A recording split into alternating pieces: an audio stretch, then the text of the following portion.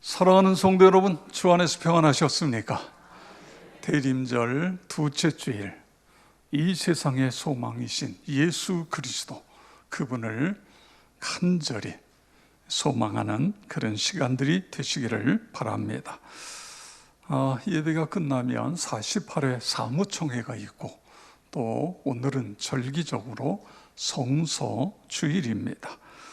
요한복음 8장 32절에 보면 진리가 너희를 자유케 하리니, 이런 말씀이 있습니다. 진리, 바로 예수 그리스도를 의미하는 것입니다. 예수 그리스도의 말씀인 것입니다. 예수님이 우리를 자유케 한다. 진리를 알지니 진리가 너희를 자유케 하리라.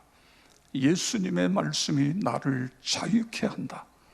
그래서 하나님의 말씀을 더욱 사모하고 하나님의 말씀 가운데 더 가까이 나아가시기를 바랍니다. 이 세상은 지식으로 사람이 바뀌어지지 않습니다. 주님의 말씀, 하나님의 말씀이 나를 바꾼다, 내 가정을 바꾼다, 변화시키는 능력이 있고, 그 말씀이 생명의 양식이다.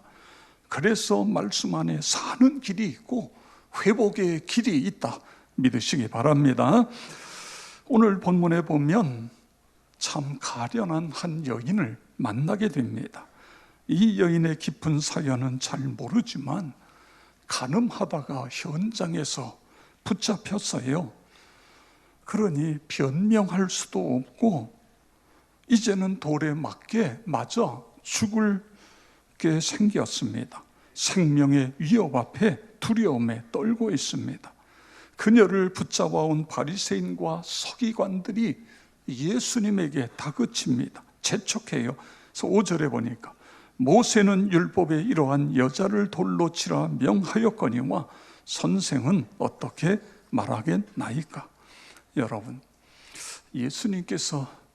예수님을 어떻게 보면 함정에 빠뜨리기 위해서 이런 질문을 하고 있습니다. 그때 예수님은 어떻게 반응하고 계시죠? 아무 소리 안 하세요. 그리고는 이제 무릎을 꿇고 흙에다가 손가락으로 무엇인가를 쓰고 있습니다. 그리고는 다시 일어나서 그들을 향하여 너희 중에 죄 없는 자가 돌로 치라. 그리고는 다시 예수님이 땅에다가 무엇인가를 손가락으로 쓰고 있습니다. 이 격앙되었던 분위기는 차분히 가라앉습니다. 침묵이 흐르더니 한 사람씩 자신이 가지고 있던 돌을 그 자리에 놓고 그 자리를 떠나기 시작합니다. 나중에는 이 여인과 예수님만이 둘이 남아 있습니다. 그때에 예수님이 하시는 말씀이 있습니다. 이 말씀이 복음인 것입니다. 이 말씀이 생명인 것입니다. 여러분, 오늘날도 마찬가지입니다. 예수님의 말씀이 복음이고 예수님의 말씀이 나에게 생명이다 믿으시기를 바랍니다. 그렇습니다. 예수님을 통해 상한 마음이 치료받고 질병이 고통받는 그런 은혜가 나타나는 것입니다. 말씀을 통해 예수님의 인격을 받게 되고 그래서 변화가 일어나게 되는 것입니다. 그런 은혜가 있기를 축복합니다. 오늘 이 말씀 속에서 예수님은 우리에게 세 가지를 말씀하고 계십니다. 첫째는 모든 인간은 다 죄인이다, 그런 말씀을 하고 있습니다. 10절에 보면 여자여 너를 고소하던 그들이 어디 있느냐, 너를 정죄한 자가 없느냐, 이렇게 말씀하십니다. 너를 고소하던 자들, 너를 정죄하던 자, 그들 다 지금 어디에 가 있느냐, 그런 것을 묻고 있는 것입니다. 너를 붙잡아 왔던 사람들, 너를 고발했던 서기관 바리새인들, 스스로 자신은 죄가 없다고 생각했던 그들은 다 어디에 가 있느냐? 죄 없는 자가 돌로 치라고 했더니 결국은 자기 자신들을 돌아보면서 누구도 죄 없는 자가 없기 때문에 돌을 놓고 다 자기 길로 다 가지 않았느냐. 여러분, 그렇습니다. 오늘 예수님의 인간 이해는 이것입니다. 모든 인간은 다 죄인이다. 죄가 크고 작고 일 뿐이지 우리 모두는 다 죄인이다. 신구약 성경도 똑같이 이야기합니다. 우리 인간은 누구나 다 죄인이다. 예레미야 17장 9절에 보면 만물보다 거짓되고 심히 부패한 것은 마음이라 그렇게 말씀하고 있습니다. 로마서 3장 9절에서 12절 우리 다 같이 읽겠습니다. 그러면 어떠하냐? 우리는 나으냐? 결코 아니라 유대인이나 헬라인이나 다 죄 아래 있다고 우리가 이미 선언하였느니라. 기록된 바 의인은 없나니 하나도 없으며 깨닫는 자도 없고 하나님을 찾는 자도 없고 다 치우쳐 함께 무익하게 되고 선을 행하는 자는 없나니 하나도 없도다. 아멘. 성도 여러분, 오늘 예수님은 이 가련한 여인에게 죄 지은 한 사람으로 보는 것이 아니라 그냥 한 사람으로 보고 있는 것입니다. 결국 인간은 모두가 죄인이란다. 그 지은 죄가 크고 작은 것뿐이지 죄 짓고 죄 짓지 않고 사는 사람은 없어. 죄 지었다고 스스로 자신을 쓰레기처럼 그렇게 여기지 마라. 너도 사람이고 하나님의 소중한 딸이란다. 나도 너를 정죄하지 않는다. 너를 정죄하던 자들이 다 같다. 너를 용서한다. 너도 네 자신을 용서해라. 그런 말씀 아닙니까? 성도 여러분, 왜 예수님께서 이 여인에게 계속 말씀하고 계시죠? 이 여인도 구원받아야 될 사람이기 때문에 그런 것입니다.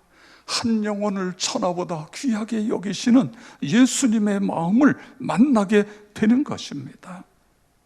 그리고 인간은 누구나 철저하게 자신에 대해서 절망하는 자리까지 내려가야 한다. 그래야 비로소 자신을 볼 수 있고 십자가의 구속, 십자가에 피 흘린 그 구속의 은혜가 마음속 깊이 들어올 수밖에 없는 것입니다. 주님, 나는 죄인입니다. 나를 십자가 피로 구속하여 주시옵소서. 나를 위해 십자가에 흘리신 그 보혈의 은혜가 아버지 하나님이여 물물 뜨신 내 가슴으로 밀려오게 하시고 그 앞에 무릎을 꿇을 수 있게 주시옵소서. 이런 기도가 나올 때에 그 사람에게 희망이 있는 것입니다. 그래서 우리는 이런 찬송을 부르게 됩니다. 내 주의 보혈은 정하고 정하다. 내 죄를 정케 하신 주 날 오라 하신다. 254장인데 우리 1절 4절 함께 뜻을 생각하면서 찬양하겠습니다.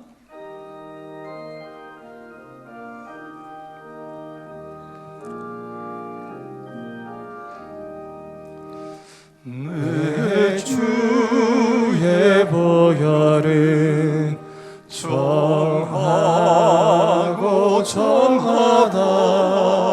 내 죄를 정케 하신 주 날 오라 하신다.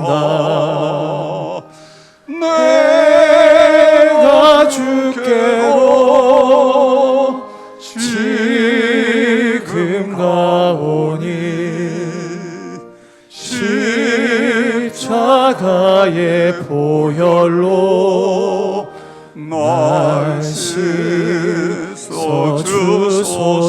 큰 죄인 복받아 큰 죄인 복받아 살 길을 얻었네.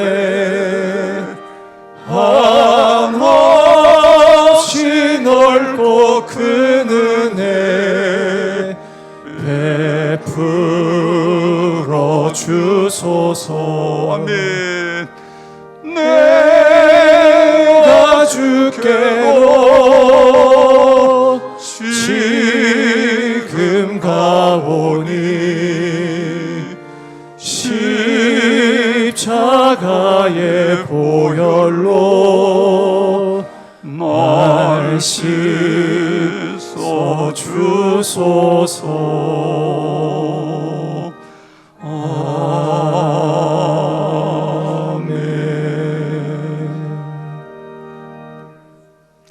성도 여러분, 십자가의 보혈이 내 죄를 씻는다 믿으시기 바랍니다.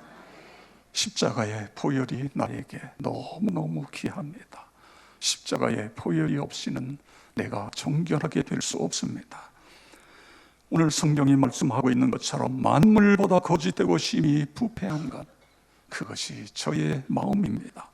나도 죄를 지을 가능성이 얼마든지 있는 연약한 존재입니다. 상처를 주고 상처를 받을 수 있는 사람입니다. 주님, 나는 죄인입니다.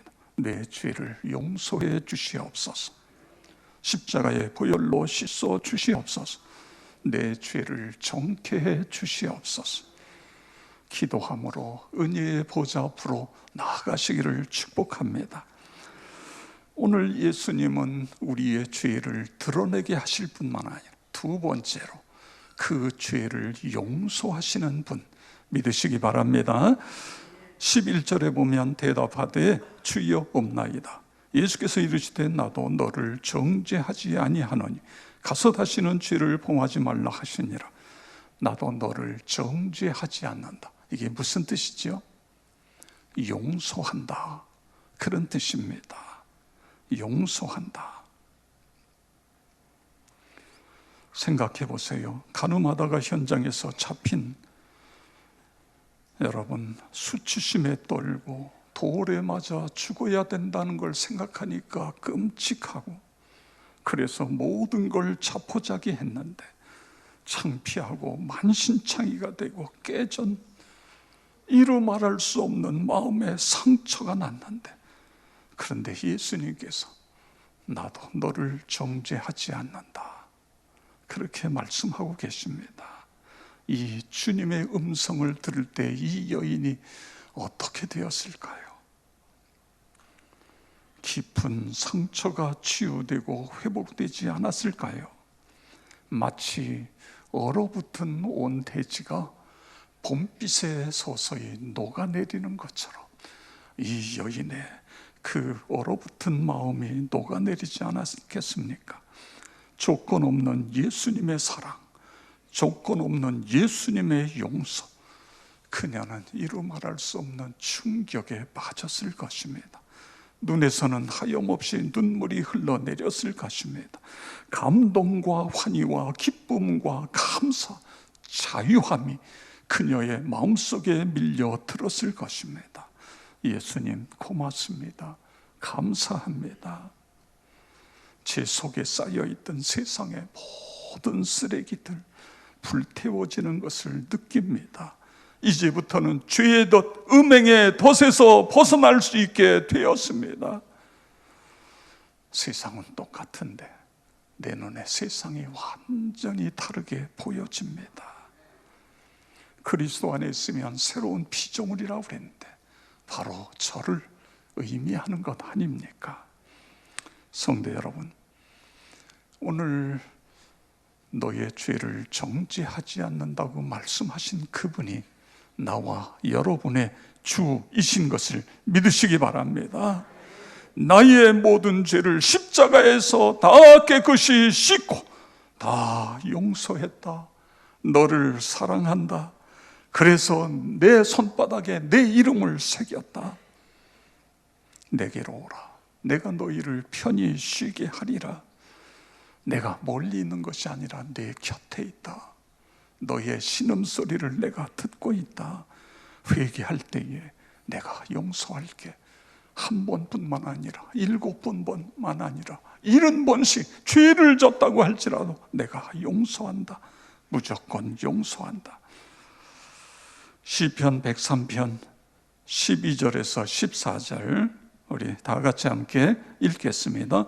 동이 서에서 먼 것 같이 우리의 죄가를 우리에게서 멀리 옮기셨으며 아버지가 자식을 긍휼히 여긴 같이 여호와께서는 자기를 경외하는 자를 긍휼히 여기시나니 이는 그가 우리의 죄질을 아시며 우리가 단지 먼지뿐임을 기억하십니다. 아멘. 하나님이 다 아신다는 거예요. 우리의 연약함을 아세요. 그래서 우리가 하나님 앞에 나와 회개하면 묻지도 따지지도 않고 그냥 다 용서해 주신다. 여러분 믿으시기 바랍니다. 요한일서 1장 9절에 보세요. 만일 우리가 우리 죄를 자백하면 그는 미쁘시고 이로써 우리 죄를 사하시며 우리를 모든 불의에서 깨끗하게 하실 것이요. 할렐루야. 그렇습니다. 여러분 회개가 얼마나 큰 은혜입니까? 얼마나 큰 축복입니까? 회개하는 삶을 살아가시기 바랍니다. 자백하는 거예요. 죄를 자백하는 거예요. 어거스틴이 이런 말을 했어요. 이 세상에는 두 종류의 죄인이 있다. 내가 죄인이라는 것을 알고 살아가는 죄인이 있고 자신이 의인이라고 느끼지만 진짜 죄인이 있고 이런 이야기를 해요. 다시 말해 이 세상에는 모두가 다 죄인이다. 그런 이야기인 것입니다. 그렇습니다. 입으로는 어떤 사람은 죄인 그러는데 사실은 마음으로는요 동의하지 않는 사람들이 있어요. 입으로는 죄인이라고 말하지만 마음으로는 자신의 죄를 의식하지 못하고 살아가는 사람들이 있습니다. 이런 사람들은 10년, 20년을 예수를 믿어도 이 죄의 용서함의 감격, 이 은혜를 느끼지 못하는 거예요. 사랑하는 성도 여러분, 나도 너를 정죄하지 않는다. 이 말씀이 여러분의 마음속에 울림으로 다가가기를 바랍니다.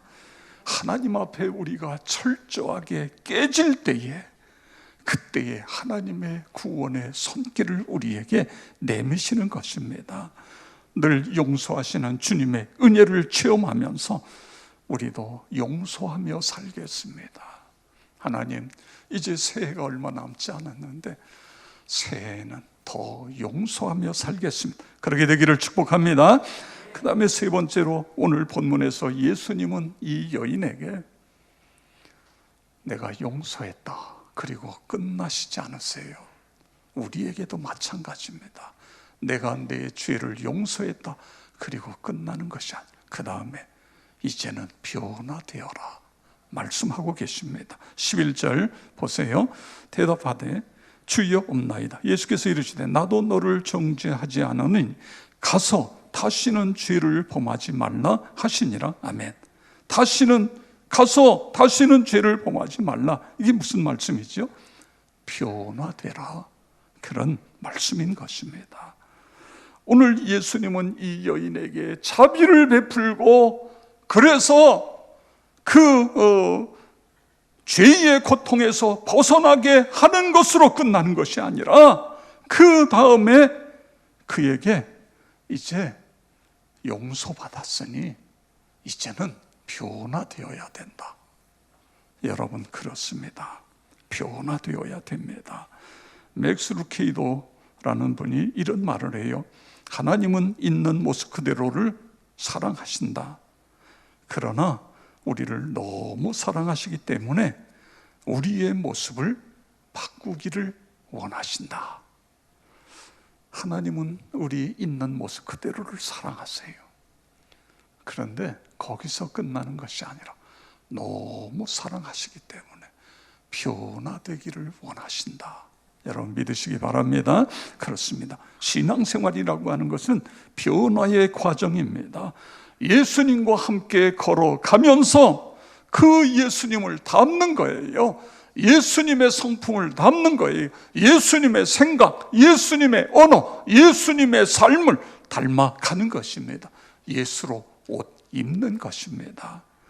그런 은혜가 있기를 축복합니다. 국민일보 역경의 열매에 개그우먼 조혜련 씨의 글이 연재되고 있습니다. 그녀의 삶은 참 파란만장한 그런 삶이었어요. 그런데 그녀에게 예수님이 찾아오셨습니다. 경남 고성의 장손 집안에서 5째 딸로 태어납니다. 딸이 계속 나오는데 이제 아마 혜련 씨가 꽤 컸나 봐요. 배가 불룩 나오고, 그러니까는 아들이다, 이번에는 아들이다, 철석같이 믿었대요. 그런데 머리가 나오는데 혜련 씨 머리가 크잖아요. 그러니까 장군이 나왔다 이러는데 나오고 보니까 딸이에요. 또 딸이에요. 그래서 엄마가요, 딸을 그냥 그대로 엎어놨다는 거예요. 이런 표현을 써요. 이를 웃잘끼고 배신자 가시나야. 태어나자마자 엄마한테 들은 첫 마디가 배신자였다. 그리고 이혼의 아픔을 겪습니다. 그리고 다시 재혼했는데 새로 만난 사람이 그리스도인이에요. 신실한 그리스도인을 만나서 지금은 행복한 그런 삶을 살아가고 있습니다. 근데 이 조혜련 씨를 전도하기 위해서 크리스찬 연예인들이 참 기도를 많이 했다고 그래요. 특별히 이성미 씨가 계속 기도하면서 전도를 하는 겁니다. 그런데도 씨도 맥히지 않았어요.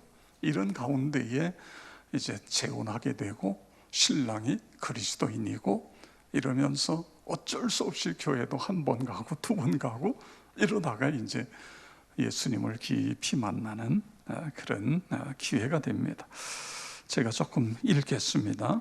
나는 연예인 연합 예배에 다시 참석했다. 모두 기뻐하며 어깨를 토닥여줬다. 마치 돌아온 탕자를 맞아주는 아버지 같았다. 표인봉 오빠는 성미 언니의 이야기를 들려줬다. 내가 교회에 등록했다는 이야기를 듣고 연합 예배에 참석한 연예인들에게 있잖아, 혜련이가 교회에 등록하고 예수를 믿게 됐대. 그 순간 그곳에 모여있던 사람들은 마치 우리나라가 월드컵 4강에 들었을 때처럼 할렐루야 아멘을 외치고 얼싸안고 기뻐했다고 한다. 그곳에 모인 사람들이 나를 위해 오랫동안 중보기도 해왔다는 사실도 알게 됐다. 예배가 시작됐다. 강대상 왼쪽에 쓰여 있는 문구가 눈에 들어왔다. 하나님은 한 사람의 예배자를 찾으십니다. 그 예배자가 바로 당신입니다. 문구를 읽는 순간 온몸에 전율이 흘렀다. 하나님, 그 한 사람 찾으시는 예배자 바로 저였군요. 저는 참된 예배자가 되고 싶습니다. 눈에서 눈물이 흘러내렸다. 40여 년 동안 하나님이란 존재를 알지 못한 채 만신창이가 될 정도로 망가진 삶을 살다가 돌아왔다. 그런데 나를 하나님은 2팔로 벌려 따뜻하게 맞아 주셨다. 하나님은 탕자를 버려 뒀던 것이 아니라 잠잠히 지켜보고 계셨다. 그저 돌아오기만 기다리며 말이다. 그 마음을 느끼게 된 순간 주님께 정말 감사하고 죄송했다. 그 순간 누군가 뒤에서 내 어깨를 감싸 안았다. 내가 울고 있으니 성미 언니가 감싸주나 보다 하고 돌아봤지만 아무도 없었다. 그때 느낀 것은 하나님의 손길이었다. 내가 태어날 때부터 지금 이 순간까지 한 번도 놓지 않고 잡고 계셨다는 것을 알게 하셨다. 태어나자마자 아들이 아니라며 엄마가 엎어 놓았을 때도, 어린 나이에 시장에서 추위를 이겨가며 쑥갓을 팔 때도, 과자 공장에서 과자를 포장할 때도, 일본에서 머리를 싸매며 울면서 죽고 싶었을 때도, 심지어는 다른 종교를 믿으며 하나님을 부정했을 때도 그분의 손은 나를 단단히 잡고 계셨다. 나는 지금껏 경험해보지 못한 하나님 아버지의 사랑을 느끼고 있다. 그 사랑은 너무도 든든하다. 그 사랑을 알게 된 후로 세상적으로 부러울 것도 두려울 것도 없다. 눈물이 하염없이 흘러내리고 있다. 여러분, 주님의 말씀이 생명인 것을 믿으시기 바랍니다. 그 말씀은 너는 죄인이다, 죄인이라고 말씀하고 계십니다. 그런데 그냥 죄인이다 이렇게 말씀하고 끝나는 것이 아니라 예수님은 너의 죄를 용서하고 계신다. 용서하실 뿐만 아니라 너를 변화시켜 주신다. 그렇게 말씀하고 있습니다. 그래서 우리 교회는 2020년에는 7시간 통독이에요. 7시간 성경. 그래서 1년에 신구약 한 번 읽기. 우리 모든 성도가, 어린이부터 시작해서 우리 모두가 읽은 걸 합할 때 500독을 만들어 보자, 이런 꿈을 가지고 있습니다. 지난 금요일 날 잠깐 간증을 드렸습니다만 우리 안수 집사님 가운데는 금년에 벌써 5독을 하신 분이 계세요. 신구약 5독이에요. 5독. 1년에 1독입니다. 그리고 내년도에 우리 교회의 표어는 말씀과 성령으로 살아나리라, 이런 표예요. 사무총회 때 우리가 한번 또 외치는데 이 가운데 많은 분들이 사무총회 참석을 못하기 때문에 한번 우리 힘차게 외쳐보겠습니다. 제가 표 준비하면 오른손을 들고 역천, 그 다음에 표 시작하면 말씀과 성령으로 살아나리라 3번 하는 것입니다. 자, 표 준비 역천, 표 시작. 말씀과 성령으로 살아나리라. 말씀과 성령으로 살아나리라. 말씀과 성령으로 살아나리라. 아멘.